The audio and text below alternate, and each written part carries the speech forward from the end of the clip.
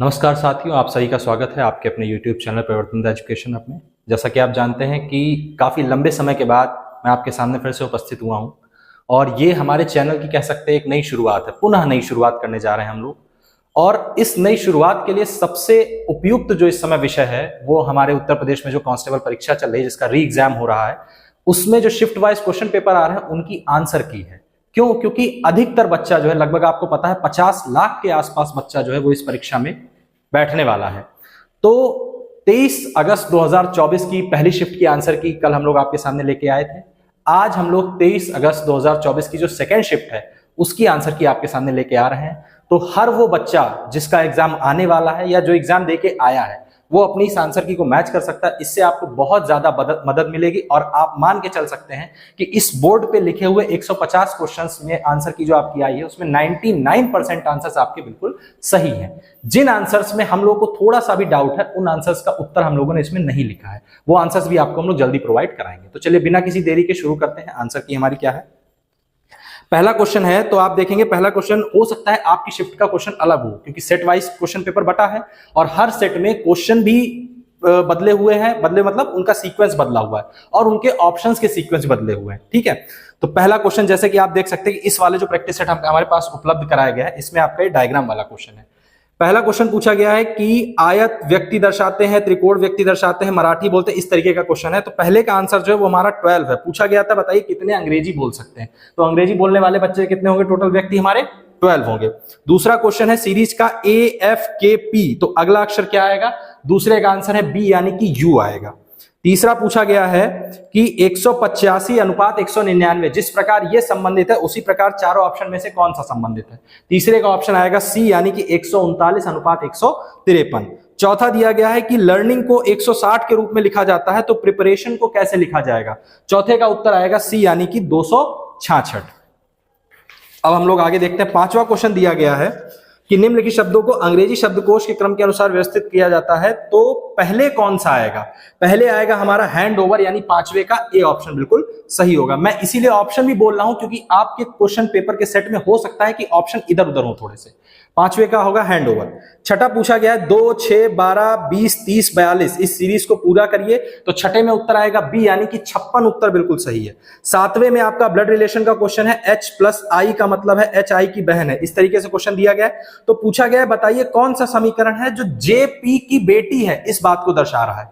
सातवें का उत्तर है हमारा D यानी समीकरण है P × Q - J + M। फिर से सुन लीजिए, P × Q - J + M।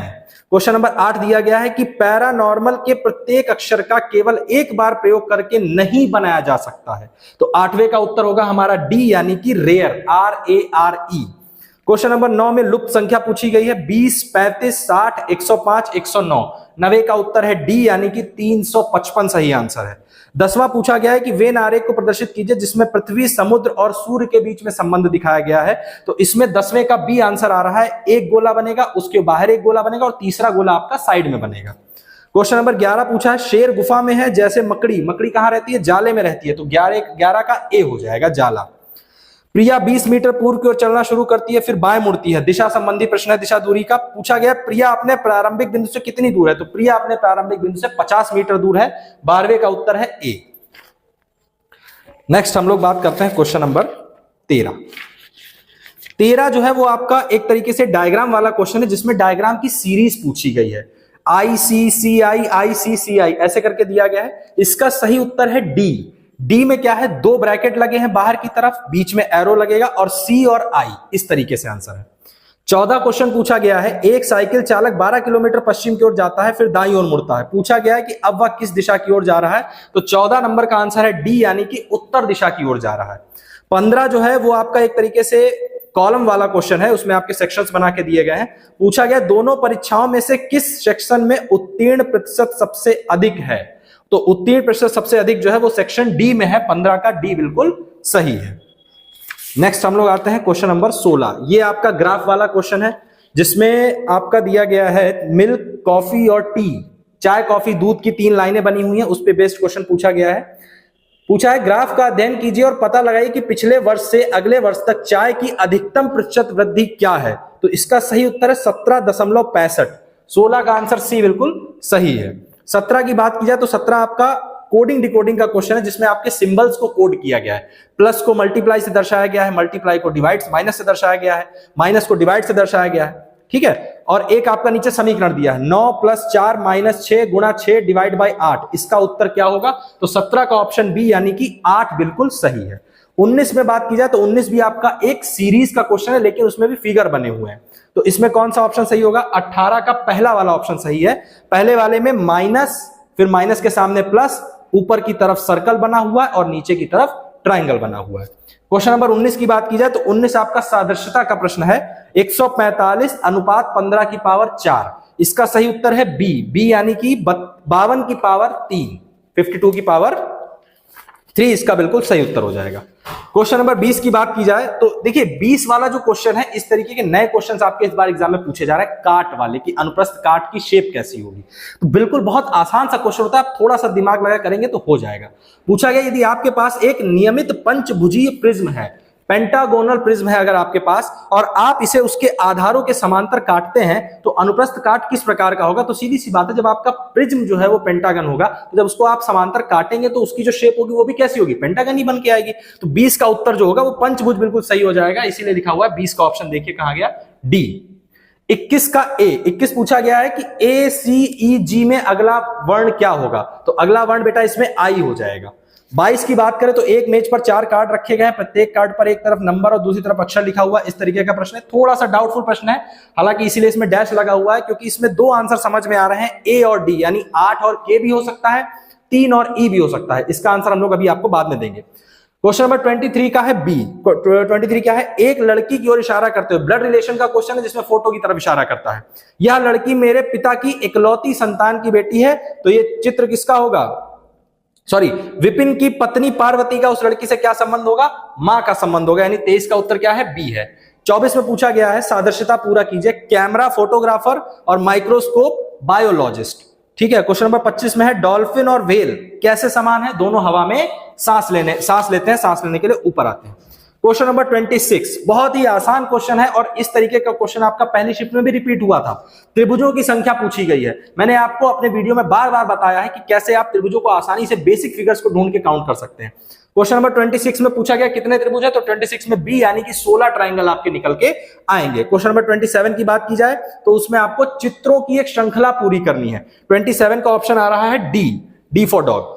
28 की बात की जाए तो फाइंड द ऑड वन, यानी कि एक आपको सीरीज दी गई है, चित्रों की सीरीज है, और उसमें से एक जो डायग्राम है वो आपका बाकी 3 से अलग है। सही उत्तर है इसका डी फॉर डॉग। ठीक है, ये देखिए, ये डी फॉर डॉग और इसका ये डी है। अगर आपको आंसर आपके मेरे शफल कर गए हो तो आप आंसर यहां से मैच कर सकते हैं। ये वाला सही होगा और इसका ये वाला। 29 की बात की जाए तो कितने आयत है? आयत काउंटिंग का भी एक क्वेश्चन आ गया था। इसका उत्तर आएगा 29 का सी, यानी कि 15 आयत आपके निकल के आएंगे। 13th क्वेश्चन है, उसमें आपके श्रृंखला पूछी गई है। श्रृंखला में अगला पद बताइए। 62, 55, 48, 41, अगला पद होगा हमारा 34, 30 का ए। इसीलिए मैं बार बार आंसर्स बोल रहा हूं, क्योंकि हो सकता है आपके ऑप्शंस शफल कर गए हो। 31 की बात की जाएगी तो 31 में 4 आपको पीसेस दिए गए हैं, उन पीसेस को जोड़ के बताना है कौन सी आकृति बन सकती है। तो सीधी सी बात है, जिस ऑप्शन में हमें चारों पीसेस दिख जाएंगे वही आकृति हमारी बन सकती है, और 31 का उत्तर है वो बी दिया गया है। ठीक है। 32 की बात करें तो उन अक्षरों की जोड़ी को चुनिए जो समूह में अन्य से भिन्न है। पहला ऑप्शन है जीबी, टीओ, ओके और एमएच। तो 32 का ऑप्शन जो वो सी सही है, यानी ओके। ये आंसर जो है वो आपका बाकी तीनों से अलग है। 33 की बात की जाए तो इसमें भी सीरीज पूछी गई है। अगली संख्या कौन सी होगी? 3, 5, 11, 29, 83। अगली संख्या होगी इसमें 245। 33 का कौन सा दिया गया है? डी दिया गया। 34 क्वेश्चन है आपका, कुछ छात्र यात्रा पर गए और खर्च की जाने वाली कुल नियोजित राशि 96 रुपए थी। ये वाला क्वेश्चन जो है, इसका आंसर जो दिया गया 34 का सी, यानी कि 12 उत्तर बिल्कुल सही है। 35 जो है, 4 अक्षर समूह दिए गए हैं जिनमें से 3 अक्षर किसी ना किसी रूप से एक जैसे हैं, और आपको विषम वाला चूज करना है। 35 का उत्तर दिया गया सी, यानी कि OQRT। 36 जो है, उसमें आपका एक डायग्राम की सीरीज दी गई है। पूछा गया है पहचानिए विषम कौन सा है, तो इसका उत्तर है डी, ये वाला, ये इस तरीके से, ये वाला उत्तर सही है। 37 की बात करें तो एक परिवार में 6 सदस्य हैं। बी सी का बेटा है लेकिन सी बी की मां नहीं है, ये वाला क्वेश्चन है। 37 का उत्तर दिया गया बी, यानी कि पूछा गया है परिवार में कितनी महिला सदस्य हैं, तो परिवार में 2 महिला सदस्य हैं। 38 में पूछा यदि 6 आमों की कीमत 90 रुपए है तो 10 आमों की कीमत कितनी होगी। बहुत ही इजी क्वेश्चन है, इससे इजी क्वेश्चन आ ही नहीं सकता पेपर में। 38 का सी बिल्कुल सही है, यानी 150 रुपए, 150। 39 की बात किया तो एक राशि का भुगतान 1764 की 2 वार्षिक किस्तों में किया जाता है। किस्त वाला क्वेश्चन है, थोड़ा सा घुमा हुआ होता है। 39 की अगर बात करें तो उत्तर निकल के आ रहा है सी, यानी कि 3200 रुपए बिल्कुल सही है। क्वेश्चन नंबर 40 जो है वो सी और बी एक कार्य को 18 दिनों और 24 दिनों में कर सकते हैं। टाइम एंड वर्क का क्वेश्चन है, बहुत सारे क्वेश्चन आपने इस तरीके के सॉल्व किए होंगे। 40 का उत्तर बी बिल्कुल सही है, 5 सही 1/3 दिन। 41 की अगर बात करें तो ए और बी प्रत्येक कार्य को 75 दिन में कर सकते हैं। फिर से टाइम एंड वर्क का क्वेश्चन है। पूछा गया है ए ने कार्य शुरू होने के कितने दिन बाद काम छोड़ दिया है। तो ए की अगर बात करें तो ऑप्शन दिया गया है 41 का ए, यानी कि 26 दिन के बाद उसने काम छोड़ दिया है। 42 एक वस्तु की कीमत में 25% की वृद्धि की गई है, तत्पश्चात कीमत को 20% घटा दिया गया है। 42 में पूछा गया है तो कीमत में परिणामी वृद्धि क्या है। परिणामी वृद्धि आपकी निकल के आ रही है 10%, यानी कि 42 का बी। 43 की बात करें तो 180 रुपए प्रति किलोग्राम और 280 रुपए प्रति किलोग्राम दर वाली 2 प्रकार की चाय को, ये आपका एलिगेशन वाला क्वेश्चन है, अनुपात में मिलाया जाता है फिर पूरा मिश्रण को बेचा जा रहा है। तो 43 का आंसर निकल के आ रहा है डी, यानी कि 2:13 बिल्कुल सही है। 44 है ए और बी की गति की दरों के बीच का अनुपात दिया गया है। पूछा गया यदि ए दुगनी गति से चला होता तो उसे दूरी तय करने में कितना समय लगता। टाइम और डिस्टेंस का क्वेश्चन है। सही उत्तर है 22.5 मिनट 44 का ए। 45 की अगर बात करें तो 45 दिया गया है एक धनराशि साधारण ब्याज पर, साधारण ब्याज का क्वेश्चन है, 5% वार्षिक दर से 3 गुना हो जाती है, उसी समय में यह धनराशि किस दर पर 6 गुना हो जाएगी। सही उत्तर है 12.5%, ऑप्शन नंबर डी 45 का दिया गया है। अगर देखेंगे तो 45 का डी दिया गया है। 46 की बात करें, सेवा से सेवानिवृत्ति पर एक व्यक्ति की पेंशन उसकी सेवा से पिछले 3 वर्षों के दौरान औसत वेतन के आधे के बराबर है। पूछा गया बताइए प्रति माह कितनी पेंशन प्राप्त करता है। तो प्रति माह 230 रुपए पेंशन प्राप्त करता है। 46 का डी बिल्कुल सही है। 47 की बात किया तो यदि किसी संख्या का 70% 0.35 है तो उस संख्या का 120% ज्ञात कीजिए। तो आंसर निकल के आ रहा 0.6, यानी 47 का डी बिल्कुल सही है। 48 की बात करें तो एक व्यापारी ने 25% का लाभ शामिल करने के लिए एक वस्तु की कीमत अंकित की, लेकिन अंकित मूल्य पर 16% की छूट दे दी। तो पूछा गया वास्तविक लाभ कितना होगा। वास्तविक लाभ बेटा 5% होगा आपका। 48 का सी ऑप्शन सही है। 49 की बात की तो एक क्रिकेट खिलाड़ी की 30 पारियों के बल्लेबाजी औसत रन दिए गए हैं। पूछा गया बताइए खिलाड़ी का न्यूनतम स्कोर क्या है। 49 का बी, यानी कि 18 उसका न्यूनतम स्कोर है। 49 का बी सही है। 50 की बात करें तो एक निर्माता एक विशेष घटक के 2000 टुकड़ों को 50 रुपए प्रति पीस की दर से आपूर्ति करने का वचन देता है। पूछा गया है तो निर्माता को कितना नुकसान हुआ। नुकसान हुआ है इनको 30,000 रुपए का। 50 का डी बिल्कुल सही है। 51 की बात करें तो एक कार को 6,400 में बेचने पर 20% की हानि हो रही है। तो बताइए कार का क्रय मूल्य कितना था। कार का क्रय मूल्य था 8,000 रुपए। 51 का सी। 52 की बात करें तो एक पुराना 2 व्हीलर डीलर एक स्कूटर को 460 रुपए में बेचता है और उसे कुछ नुकसान होता है। 580 रुपए में बेचता है तो उसका लाभ उसकी हानि का 2 गुना होता है। तो बताइए स्कूटर का क्रय मूल्य कितना था। तो 500 रुपए था। 52 का डी बिल्कुल सही है।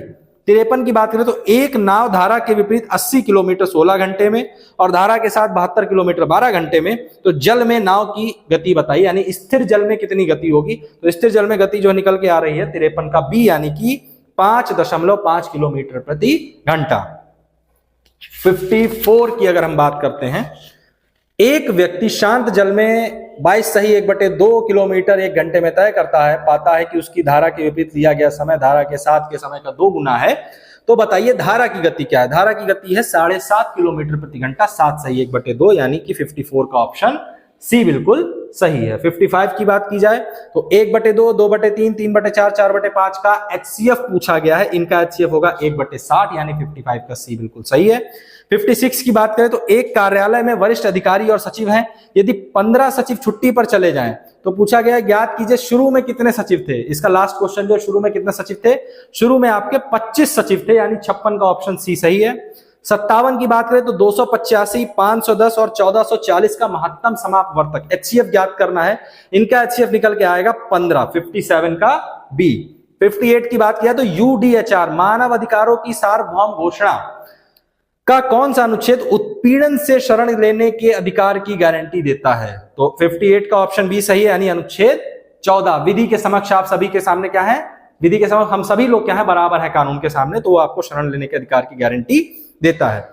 NPA इसको इंग्लिश में कहते हैं नॉन परफॉर्मिंग एसेट्स, हिंदी में गैर निष्पादित परिसंपत्तियां। 59 का उत्तर ए बिल्कुल सही है, फुल फॉर्म पूछी गई NPA की। उत्तर प्रदेश के किस जिले में शेरा नृत्य मनाया जाता है? नृत्य से क्वेश्चन हर शिफ्ट में एक जरूर आ रहा है, इस बार शेरा नृत्य पूछा गया है और इसका आंसर है ललितपुर, यानी 60 का सी बिल्कुल सही है। 61 की बात करें तो व्यापक परमाणु परीक्षण प्रतिबंध संधि का मुख्य उद्देश्य क्या है? प्राचीन जितनी भी जो हमारे पहले के टाइम पे जो आपकी ट्रीटीज जिसको बोलते हैं, संधियां जितनी साइन करी गई हैं, उनको आप जरूर पढ़ के जाइएगा। एक संधि आपकी हर शिफ्ट में पूछी जा रही है। तो व्यापक परमाणु परीक्षण प्रतिबंध संधि का मुख्य उद्देश्य क्या है? परमाणु हथियारों के उत्पादन पर प्रतिबंध, यानी कि नए नए परमाणु हथियारों का इजाद अब कोई भी देश नहीं करेगा। 61 का ए बिल्कुल सही है।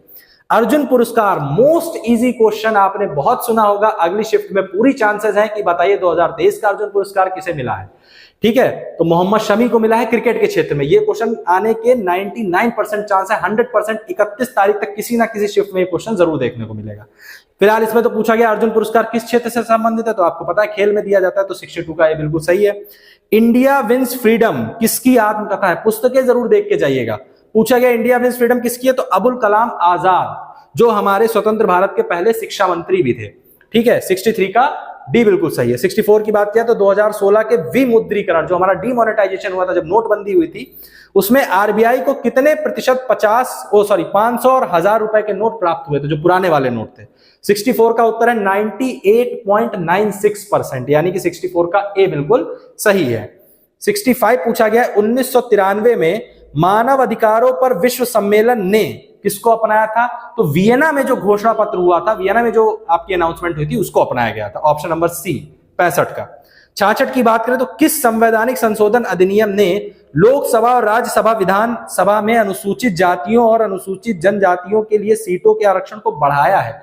ये क्वेश्चन थोड़ा सा डाउटफुल है, हालांकि इसमें आंसर आप लोग तब तक मान सकते हैं कि सी है, लेकिन इसको कोई श्योर नहीं है, तो इसमें हम लोग स्टार बना देते हैं। ठीक है, इसका आंसर चेंज हो सकता है। सॉरी,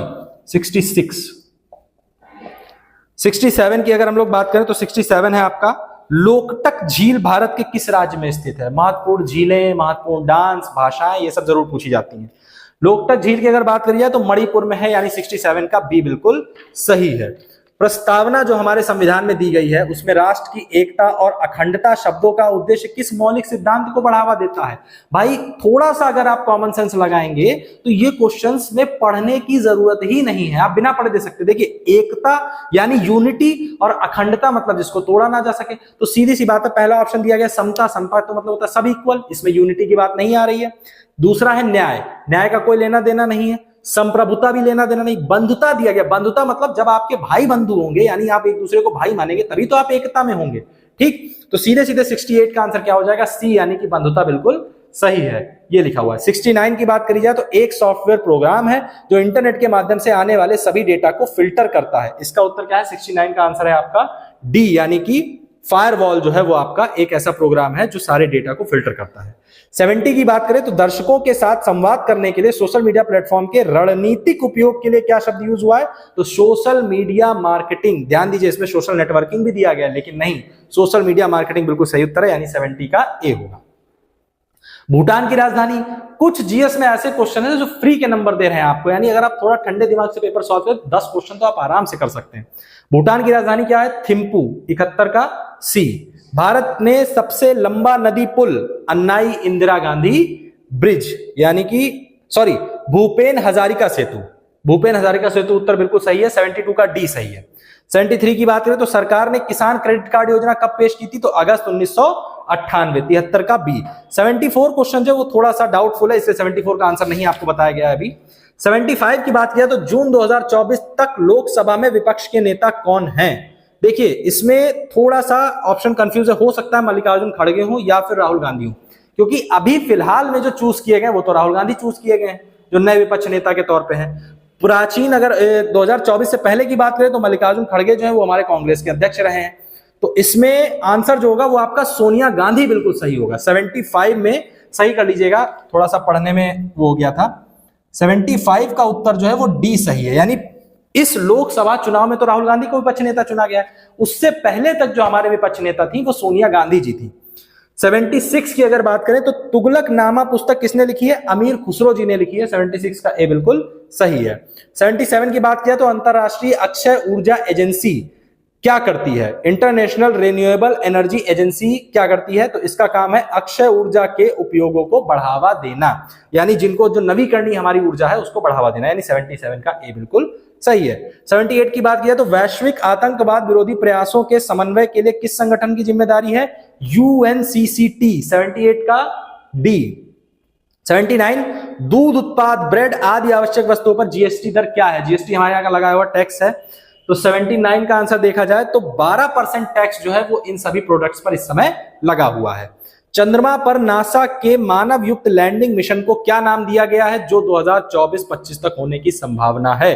तो इसको नाम दिया गया है आर्टेमिस। ऑप्शन नंबर डी, 80 का डी बिल्कुल सही है। 81 जो है वो थोड़ा सा डाउटफुल क्वेश्चन है, इसलिए इसका आंसर अभी नहीं बताया गया है। 14 सितंबर को किस रूप में मनाया जाता है? मोस्ट इंपॉर्टेंट कह सकते हैं और मोस्ट हलवा क्वेश्चन आपका। 14 सितंबर 1949 को हमारी हिंदी जो उसको अडॉप्ट किया गया था एज ए राजकीय भाषा, ऑफिशियल लैंग्वेज। तो इसीलिए 14 सितंबर को हम लोग क्या मनाते हैं? सीधी सी बात है, राष्ट्रीय हिंदी दिवस मनाएंगे। और विश्व हिंदी दिवस आपका होता है 10 जनवरी को, ध्यान रखिएगा। भारतमाला परियोजना किससे संबंधित है? 83 का ए। भारतमाला परियोजना जो हमारी सड़क मार्ग से संबंधित है। 84 की बात किया तो निम्नलिखित में से कौन सा त्योहार भारत में प्रकाश के त्योहार के? अब बताइए, ये कोई क्वेश्चन है पूछने वाला कि लाइट फेस्टिवल कौन सा होता है? सबको पता है दिवाली होता है। तो इसका आंसर क्या हो जाएगा? 84 का बी, दिवाली। भारतीय जीएसटी में निम्नलिखित में से किस प्रकार का कर प्रस्तुत किया जाता है? उसका नाम ही है गुड्स सर्विस टैक्स। लास्ट में क्या लगा हुआ है? सेवा कर, यानी कि सर्विस टैक्स। आपका जो आंसर है वो इसके फुल फॉर्म में ही छिपा हुआ है। निम्नलिखित में से किसने पहली बार बुनियादी शिक्षा का विचार प्रतिपादित किया था? 86 की अगर बात करें तो हमारे महात्मा गांधी जी ने सबसे पहले विचार प्रस्तुत किया था। 87 भारत में 2020 और 21 में कौन सा राज्य मसालों का प्रमुख उत्पादक था? 20-21 की बात कर रहा है, तो यहां पे आपका उत्तर हो जाएगा मध्य प्रदेश, यानी 87 का ए। 88 की बात किया तो प्रथम lifetime disturbing the peace award, शांति भंग का आजीवन पुरस्कार किसे दिया जाता है? सलमान रुश्दी को दिया जाता है, यानी 88 का ए। सबसे कम लिंगानुपात वाला राज्य कौन सा है? हरियाणा। जनसंख्या घनत्व का सूत्र क्या होता है? तो 90 की बात करी जाए तो सी, यानी कि संख्या जितने लोग हैं और कितनी जगह में रह रहे हैं उसको बोलते हैं जनसंख्या घनत्व, यानी संख्या अपॉन स्पेस। 91 की अगर बात करें तो बायोमेट्रिक प्रौद्योगिकी का एकीकरण भारत के आंतरिक सुरक्षा ढांचे को कैसे बढ़ाता है? तो समग्र निगरानी को बढ़ाते हुए वास्तविक समय स्थान ट्रैकिंग प्रदान करके, यानी 91 का ए सही हो जाता है। 1928 में बारडोली सत्याग्रह का नेतृत्व किसने किया था? सरदार वल्लभ भाई पटेल ने किया था। बहुत ही फेमस आंदोलन था इनका ये। 2021 में इंस्टाग्राम को इंटरनेट पर दुनिया भर में सबसे अधिक इस्तेमाल किए जाने वाले सोशल मीडिया प्लेटफॉर्म में कौन सा स्थान दिया गया? तो इंस्टाग्राम हमारा अभी भी चौथे नंबर पर दिया गया है, ठीक है। 93 का डी दिया गया है। 94 की बात किया तो चीन ने तिब्बत पर आक्रमण कब किया था? 1950। कुछ तो आपके बिल्कुल स्टैटिक जीके के रटे रटाए क्वेश्चन आ रहे हैं। निम्नलिखित में से किस जीव को जल प्रदूषण का जैव संकेतक माना जाता है? तो ये क्वेश्चन आपका डाउट में है, अभी इसका आंसर नहीं दिया जाएगा। यदि आप इंफॉर्मेशन को 1, 5, 6 और 8 अक्षरों का उपयोग करके एक अर्थपूर्ण अंग्रेजी शब्द बनाते, रीजनिंग का क्वेश्चन है, बहुत इजी क्वेश्चन है, अल्फाबेटिकल ऑर्डर का है और इसमें पूछा गया उस शब्द का चौथा अक्षर, शब्द बन के आएगा आपका TRIM, ट्रिम। ट्रिम का लास्ट अक्षर कौन सा होता है? एम होता है, यानी कि 96 का ऑप्शन ए हो जाएगा। 97 पूछा गया है कि प्रक्षेप यानी फेंकी हुई चीज जो है वो प्रक्षेप पथ पर जाती है, उसी तरीके से जो उपग्रह है वो भी अपने एक पर्टिकुलर पथ पर जाएगा और उस पथ को कहते हैं कक्षा, यानी 97 का डी बिल्कुल सही है। 98 की बात की जाए तो यदि धारा के विपरीत चलने पर नाव की गति 18 किलोमीटर प्रति घंटा है तो पूछा गया है विपरीत दिशा वाली गति से 50% अधिक है। यदि धारा के विपरीत चलने वाली नाव की गति 18 किलोमीटर प्रति घंटा है तो धारा की गति क्या है? धारा की गति है 4.5 किलोमीटर प्रति घंटा। 98 का ऑप्शन है डी। 99 की बात करें तो 8 मीटर आधार और 16 मीटर ऊंचाई वाले त्रिभुज का क्षेत्रफल बताइए। 99 में 64 मीटर स्क्वायर बिल्कुल सही है। 100 क्वेश्चन में y x के पूर्व में है, जो p के पूर्व में है। दिशा का क्वेश्चन आपका दिशा दूरी वाला है। सीधे पूछा गया z की किस दिशा में p है, यानी p की दिशा पूछी गई है, तो p आपका दक्षिण पश्चिम में है, यानी 100 का ऑप्शन नंबर कहां गया, 100 का b सही है। 101 की बात की जाए तो असमान संख्या यानी विषम संख्या पूछी गई है, 57 45, 101 का a बिल्कुल सही है। कौन सी संख्या शेष से भिन्न है, वही सेम क्वेश्चन रिपीट हो गया 102 में, 13 17 23 27 19, तो इसमें पहला वाला जो 13 है वही आपका गलत लिखा हुआ है। 103 की बात की जाए तो एक आदमी अपनी यात्रा के पहले 200 किलोमीटर 80 किलोमीटर प्रति घंटे की गति से तय करता है, तो बताइए उसकी औसत गति क्या है। 103 का उत्तर निकल के आएगा 61.53 किलोमीटर प्रति घंटा। 103 का ए कहा गया, ये रहा। 104 की अगर हम लोग बात करें तो एक तस्वीर की ओर इशारा करते हुए, ये भी आपका क्या है, ब्लड रिलेशन का क्वेश्चन है। पूछा गया है बताइए किसकी तस्वीर थी, तो वो तस्वीर उसकी अपनी थी, यानी डेजी बोल रही है तो डेजी की ही तस्वीर थी वो। 104 का सी बिल्कुल सही है। 105 रानी पश्चिम की ओर 20 किलोमीटर चली, फिर बाएं मुड़ी 20 किलोमीटर चली, दिशा दूरी का एक और क्वेश्चन। बहुत ही इजी टॉपिक है दिशा और दूरी, और इसके आपके कम से कम 4 से 5 क्वेश्चन रीजनिंग में आ रहे हैं। पूछा गया बताइए अब वह किस दिशा में चल रही है, तो 105 का डी, यानी कि अब वह अपने उत्तर पूर्व में चल रही है। 106 की बात किया तो यह आपका तालिका वाला क्वेश्चन है जिसमें अंक दिए गए हैं और अक्षर का कोड दिया गया है। पूछा गया बताइए 47 29 38 के लिए प्रासंगिक कोड क्या होगा, लेकिन साथ ही साथ उसने 3 शर्तें भी दी हैं। तो जब 3 शर्तें दी हैं तो उन शर्तों को फॉलो करते जो आंसर निकल के आ रहा है वो आ रहा है ZTMWNZ, ZTMWNZ। क्वेश्चन नंबर 107 15 36 63 96, अगली संख्या क्या होगी, 135 हो जाएगी, यानी 107 का कहां गया, 107 का सी बिल्कुल सही है। 108 की बात की जाए तो पूछा गया है 18 120 अनुपात रैट, यानी 18 120 किससे जुड़ा हुआ है, रैट से जुड़ा हुआ है। तो बताइए 18 91 47 19 किससे जुड़ा होगा, तो इसका आंसर निकल के आएगा रिंग्स, यानी ऑप्शन ए 108 का ए हो जाएगा। विषम युग्म चुनना है। कुत्ते का बच्चा पिल्ला होता है, गाय का बच्चा बछड़ा होता है, भेड़ का बच्चा मेमना होता है, जबकि कछुए का बच्चा टर्टल नहीं होता है। तो 109 का सी बिल्कुल सही हो जाएगा। 110 की बात की जाए तो इसमें 5 सदस्य हैं, PQRST, P और Q एक विवाहित जोड़ा है। इस तरीके से प्रश्न दिया गया। पूछा गया Q T से कैसे संबंधित है, Q जो है वो T की बहू है, यानी 110 का डी दिया गया है। 111 की बात करें तो पाई चार्ट का क्वेश्चन है, ये वाला, ये क्वेश्चन देखिए, ठीक है। इसमें दिया गया आपका प्रमोशन कॉस्ट दी गई है, प्रिंटिंग कॉस्ट दी गई, ट्रांसपोर्टेशन कॉस्ट दी गई है। पूछा गया है एक प्रति में प्रयुक्त कागज की लागत बताइए, तो कागज की लागत जो 50 रुपए निकल के आई है, यानी 111 का डी बिल्कुल सही है। 112 की बात करी जाए तो नीचे दी गई अक्षर श्रृंखला के अनुसार प्रश्न का उत्तर दीजिए।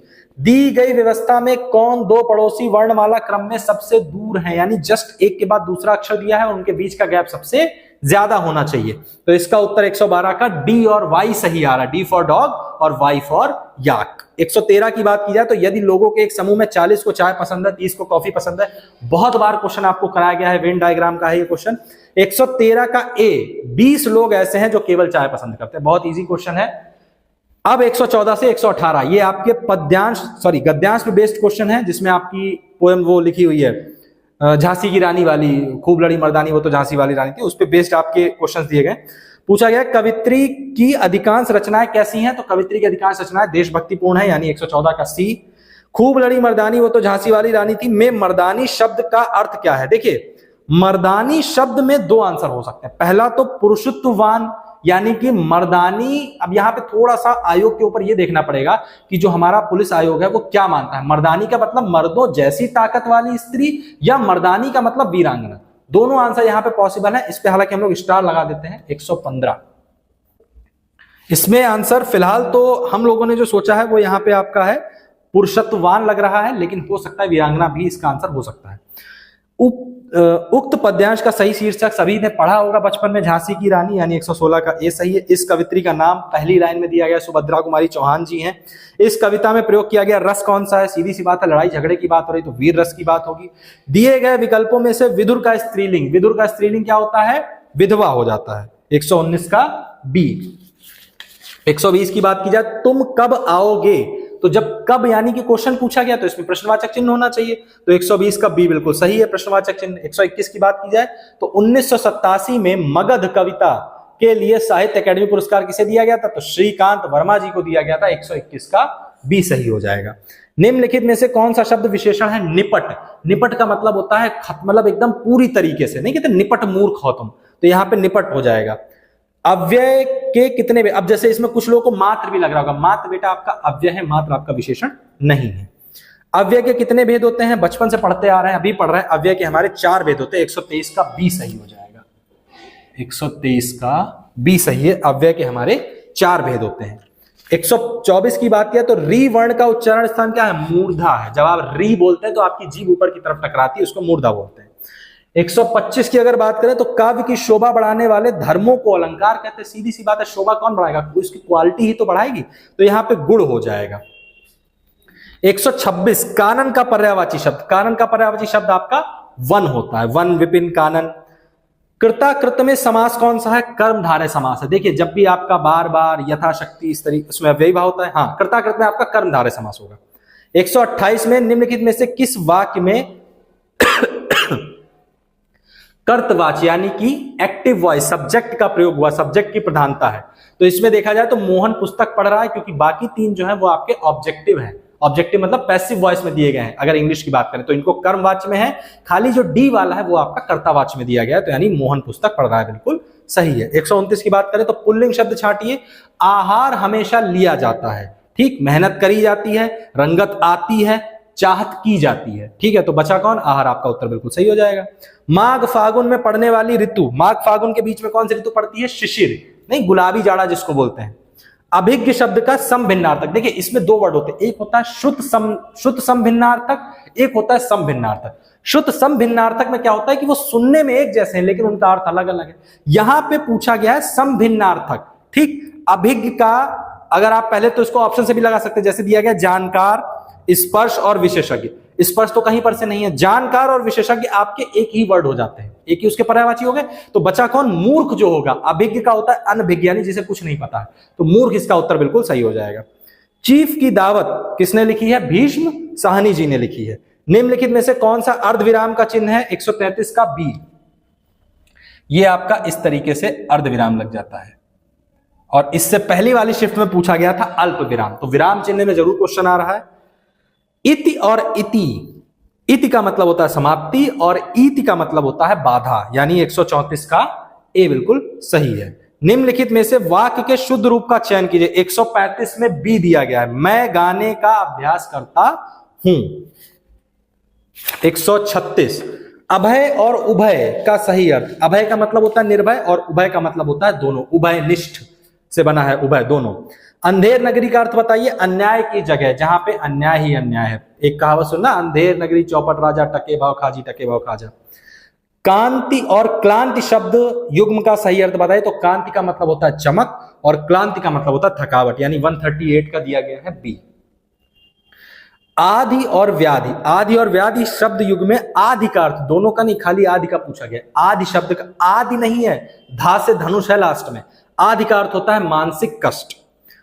ता वर्ग की ध्वनियों का उच्चारण स्थान क्या है, दंत है। जब आप ता बोलते हैं तो आपके दांत बंद हो जाते हैं, तो यानी 140 का क्या हो जाएगा, पी फॉर बॉल। वह लाचार है क्योंकि वह अंधा है, इसमें कौन सा अवयव है। अब देखिए उसके लाचार होने का कारण बताया गया है, क्यों लाचार है, क्योंकि वो अंधा है, तो सीधी सी बात है इसमें कारणवाचक हो जाएगा। सिंपल सा अगर आप कॉमन सेंस लगाएंगे तो सारे क्वेश्चंस, कुछ क्वेश्चंस आपके ऐसे ही हो जाएंगे, कुछ आपके ऑप्शंस एलिमिनेट करके हो जाएंगे। 142 बिनु पग चले सुनय बिनु काना, कर बिनु कर्म करे विधि नाना। बहुत ही इंपॉर्टेंट लाइन है, इसमें अलंकार पूछा गया तो इसमें विभावना अलंकार है। 142 का डी ये लिखा हुआ है। 143 की बात करें तो निम्नलिखित से किस क्षेत्र में विशेष योगदान के लिए ज्ञानपीठ पुरस्कार दिया जाता है, सभी को पता है कि साहित्य में दिया जाता है। 144 की बात करें तो दवाई शब्द का सही बहुवचन, देखिए कुछ ऐसे वर्ड होते हैं जिनका बहुवचन बनाते समय उनमें जो आखिरी में बड़ी ई की मात्रा है वो छोटी ई में हो जाती है, तो इसका सही उत्तर दवाई यानी छोटी ई लगेगी, और 144 का बी सही हो जाएगा। वर्णमाला किसे कहते हैं, वर्णों के व्यवस्थित समूह को वर्णमाला कहते हैं। छोटा बच्चा भी ये क्वेश्चन बता देगा। अंगारे बरसाना मुहावरे का सही अर्थ क्या है, असहनीय पीड़ा देने, कहते तुम तो मेरे ऊपर अंगारे बरसा रहे, मतलब भयंकर हमको कष्ट देने पे तुले हुए हो। घर का रहस्य जानने वाला बड़ा घातक होता है, फॉर एग्जाम्पल रामायण में विभीषण को आप ले लीजिए, तो 147 में क्या हो जाए, घर का भेदी लंका ढाए। निम्नलिखित में से विशेषण शब्द कौन सा है, सुंदर।